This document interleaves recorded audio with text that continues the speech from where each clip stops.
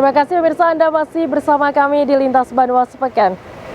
Pemirsa, Gubernur Kalsel Sabiri Nur didampingi Kiai Haji Wildan Salman bersama unsur Forkopimda Provinsi meresmikan Jalan Syekh Muhammad Arsyad Al-Banjari di Desa Kalampayan Tengah, Kecamatan Astambul, Kabupaten Banjar.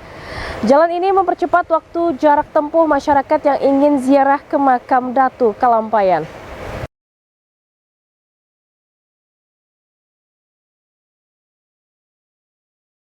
Jalan yang diresmikan Paman Birin ini adalah akses penghubung baru guna memangkas rute dan waktu bagi para peziarah ke makam Syekh Muhammad Arsyad Al-Banjari atau Datu Kalampayan. Sebelum peresmian, Gubernur Sabiri Nur melantunkan salawat diiringi ribuan warga yang hadir hingga menambah suasana khidmat jalannya acara yang menjadi momen bersejarah bagi masyarakat. Disebutkan Paman Birin, akses jalan baru ini menghubungkan 6 desa di Kabupaten Banjar, yakni Desa Kitano, Akar Baru, Akar Begantung, Munggur Raya, Dalam Pagar Ulu, dan Kelampayan Tengah. Ditegaskannya jika peziarah menggunakan jalan lama perlu waktu sekitar setengah jam, sekarang hanya dengan 5-10 menit perjalanannya lebih cepat tiba ke lokasi makam karena jalannya lurus. Jalan baru menuju ke Kalampayan ini dan waktu yang sangat singkat tadi, kalau katakan dari Mataram bisa mungkin setengah jam dan kemudian nyampe ke sini, ini bisa sampai 5 hanya 10 menit ya, karena pertama dia jalannya lurus, mulus ya kan, lebar, sehingga perjalanan pasti akan lebih cepat. Beda dengan jalan yang dulu ada belok-belok dan sebagainya, dan tentu saja ini sangat lebih mempercepat lagi nanti berimplikasi kepada pembangunan berbagai sektor lainnya. Sementara itu, Kepala Dinas PUPR Kalsel Ahmad Sulkan menyebut pekerjaan jalan baru ini dilaksanakan multi-years 2022-2023 dengan total anggaran 50 miliar. Panjangnya 5,6 km dengan lebar 20 meter dan aspalnya lebar 6 meter. Panjangnya 5,66 km. Anggarannya mungkin Pak? Menghabiskan anggaran berapa itu Pak? Anggarannya tadi berapa? 26. Nah, itu ada 26 ya. Pak, ini adalah apakah salah satu kesempatan dari pemerintah provinsi untuk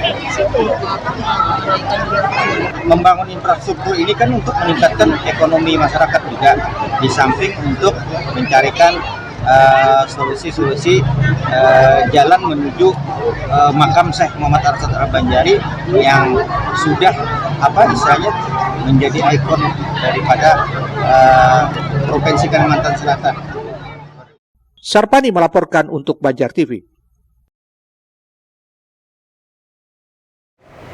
Informasi selanjutnya, pemirsa, bagi Anda yang mengalami musibah seperti kebakaran, menemukan satwa liar atau keadaan darurat lainnya, bisa menghubungi call center 112 yang kini telah diresmikan Wali Kota Banjarmasin. Namun kami himbau bahwa pelayanan ini jangan sampai disalahgunakan karena akan diberikan sanksi bagi Anda yang menyalahgunakannya. Pemko Banjarmasin di bawah kepemimpinan Wali Kota Ibnu Sina terus berinovasi untuk memudahkan warganya dalam berbagai hal. Terbaru, Ibnu Sina meresmikan layanan call center atau panggilan darurat 112 Banjarmasin di Aula Kayu Baimbai Kamis 1 Februari. Ibnu berharap layanan tersebut dapat mengurangi keadaan darurat yang ada di Kota Banjarmasin. Layanan ini bisa dioperasikan terutama damkar, kebakaran, penyelamatan juga terkait dengan binatang buas atau ular di rumah, kecelakaan, kekerasan dalam rumah tangga, dapat terintegrasi di call center 24 jam secara gratis. Kepala Diskominfotik Kota Banjarmasin Windy Astuti Kartika menyebutkan bahwa layanan panggilan darurat call center 112 di Kota Banjarmasin sudah siap secara SDM maupun infrastruktur. Sebanyak 28 orang dari SKPD terkait sudah di BIMTEK agar dapat memaksimalkan pelayanan, apalagi 24 jam dalam rangka untuk mempermudah masyarakat di Kota Banjarmasin untuk melaporkan kejadian. Eko Anggoro, Banjar TV. Informasi selanjutnya, pemirsa, kasus stunting dilaporkan tinggi terjadi di Kelurahan Alalak Utara. Bahkan ada satu keluarga 3 orang kakak beradik yang terkena stunting. Hal ini menjadi perhatian khusus Pemko Banjarmasin dalam penanganannya. Ucap Lurah Endang A. Norba kepada awak media Selasa 30 Januari seperti dikutip jejakrekam.com. Upaya cepat ditunjukkan Pemko Banjarmasin guna mempercepat pengentasan angka stunting di Kota Seribu Sungai, khususnya di Kelurahan Alalak yang mencapai 13 orang, bahkan masih ada satu keluarga yang terkena stunting. Mereka adalah warga RT 34 Kelurahan Alalak Utara. Mereka terdiri dari satu keluarga, 3 kakak beradik berusia 2-5 tahun. Salah satunya melalui kerjasama yang terjalin antara Kelurahan Alalak Utara dengan outlet lokal Madinah Chicken dalam program makan siang stunting bagi anak terdeteksi stunting. Wakil Wali Kota Banjarmasin Arifin Nur berkesempatan menyambangi langsung giat makan siang tersebut baru-baru tadi. Aksi ini berjalan 2 kali seminggu sebanyak 2 box yang diterima, termasuk buah, sayur-sayuran, serta susu untuk anak. Nah, jadi mudah-mudahan kita doakan Madinah, ada Madinah lainnya lah, Madinah Chicken lainnya yang bisa juga membantu kepada anak-anak yang stunting. Jadi di sini jumlahnya di utara ini ada jumlahnya 15 anak yang stunting. Yang hadir 26, sekarang jadi 13. Sudah turun jadi 13. Jadi sudah turun hampir 50% turunnya.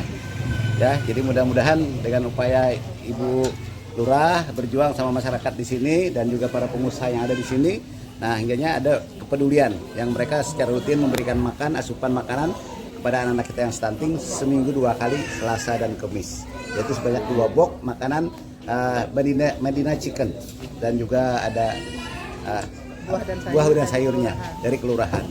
Meski dinilai tinggi, Lurah Alalak Utara Endang A. Norba mengklaim bahwa di wilayahnya sudah terjadi penurunan 50% kasus stunting yang awalnya mencapai 26 kasus. Eko Anggoro, Banjar TV.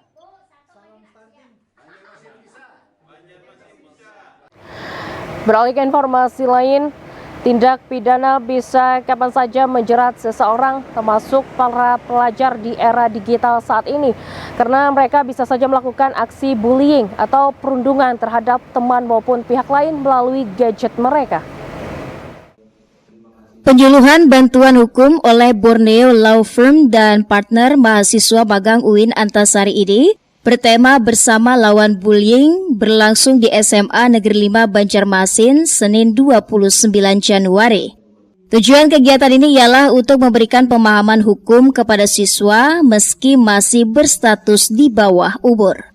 Hal yang menjadi fokus sendiri ialah stop bullying yang marak di kalangan generasi muda saat ini, karena tindakan bullying bisa dijerat pasal 31 KUHP dengan ancaman maksimal 2 tahun 8 bulan pidana penjara, sementara jika bullying tersebut berbentuk pengeroyokan dapat dikenakan pasal 170 KUHP dengan ancaman hukuman hingga 5 tahun.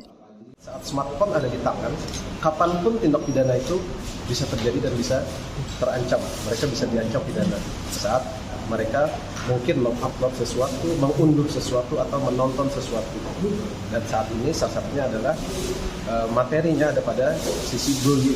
Mereka dapat juga membuli seseorang, membuli siapapun, bahkan membuli aparatur negara, aparat pemerintahan itu yang bisa saja saat itu juga mereka terancam pidana, walaupun mereka di bawah umur.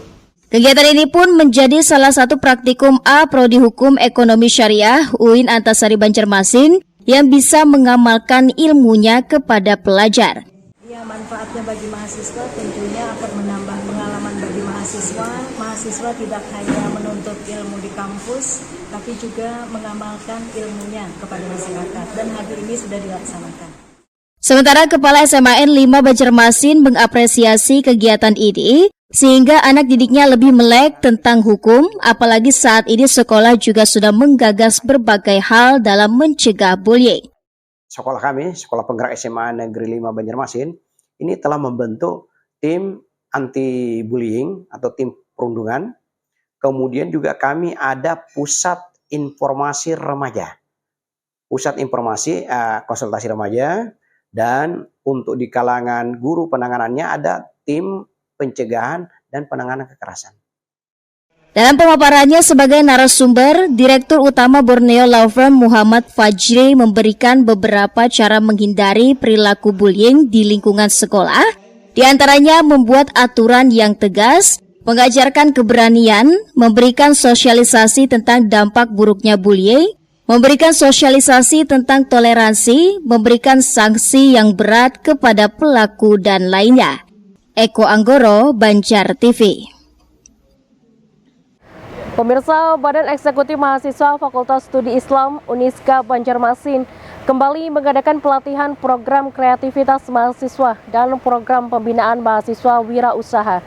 Diharapkan penulisan proposal bisa menyesuaikan dengan panduan, termasuk mampu membuat judul menarik serta ada muatan lokal.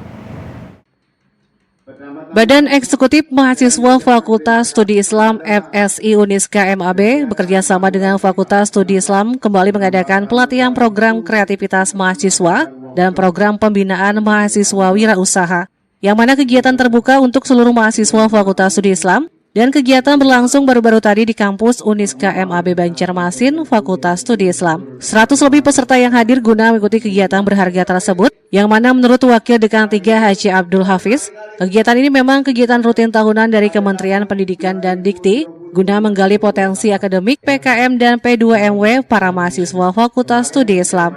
Kampus juga memberikan bonus bagi mahasiswa yang mendapatkan hibah tersebut.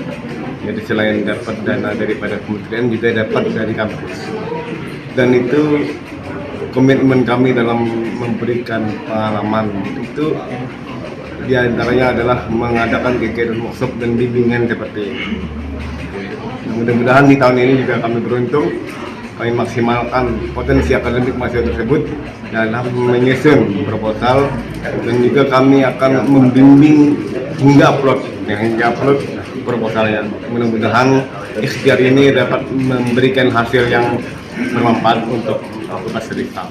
Tidak hanya itu, melalui kegiatan workshop penggalian ide dan bedah proposal ini mampu memberikan pengalaman dan wawasan kepada mahasiswa agar dalam penulisan dan pengajuan proposal bisa sesuai dengan aturan dan tentunya bisa di-ACC atau diterima.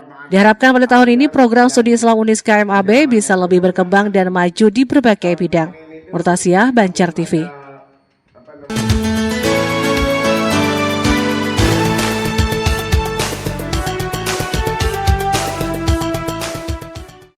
Fakultas Studi Islam FSI Uniska MAB terus berupaya meningkatkan kualitas sumber daya manusia, kualitas para mahasiswa-mahasiswinya di berbagai bidang.